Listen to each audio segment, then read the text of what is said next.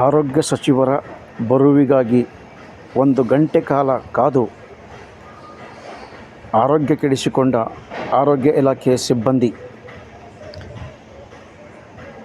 ಆರೋಗ್ಯ ಖಾತೆ ಸಚಿವ ಯು.ಟಿ. ಖಾದರ್ ಅವರು ಹುಮನಾಬಾದ್ನ ಸರ್ಕಾರಿ ಸಾರ್ವಜನಿಕ ಆಸ್ಪತ್ರೆಗೆ ಭೇಟಿ ನೀಡಲಿದ್ದಾರೆ ಎಂಬ ಮಾಹಿತಿ ಲಭ್ಯವಾದ ಹಿನ್ನೆಲೆಯಲ್ಲಿ ಜಿಲ್ಲಾ ಆರೋಗ್ಯ ಅಧಿಕಾರಿ ಡಾಕ್ಟರ್ ಜ್ಞಾನೇಶ್ವರ್ ನೇರ್ಗುಡಿ ಒಳಗೊಂಡು ಇಡೀ ತಾಲೂಕು ವೈದ್ಯಾಧಿಕಾರಿಗಳು, ಸಿಎಂಒಗಳು ಮತ್ತು ಇಡೀ ವೈದ್ಯರ ತಂಡ ಹಾಗೂ ಸಿಬ್ಬಂದಿ 1 ಗಂಟೆಗೂ ಅಧಿಕ ಕಾಲ ಆಸ್ಪತ್ರೆ ಗೇಟ್ ಬಳಿ ಕಾದು ನಿಂತಿದ್ದರು.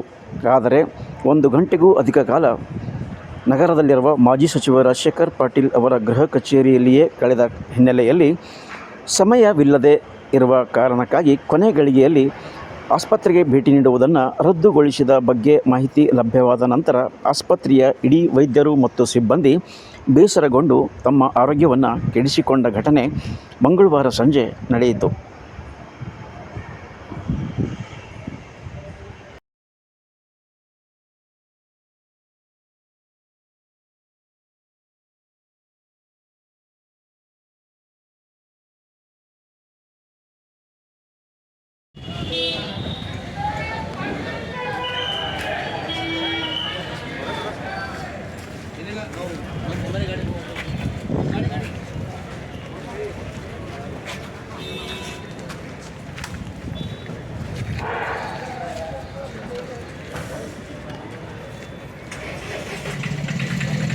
ಎಲ್ಲ ಅಭಿಮಾನಿ ನಿಂತಷ್ಟು ಅಭಿಮಾನಿಯರು ದೂರ ಬರ್ಬೇಕು ಅನ್ಸ್ತದೆ ಎಲ್ಲ.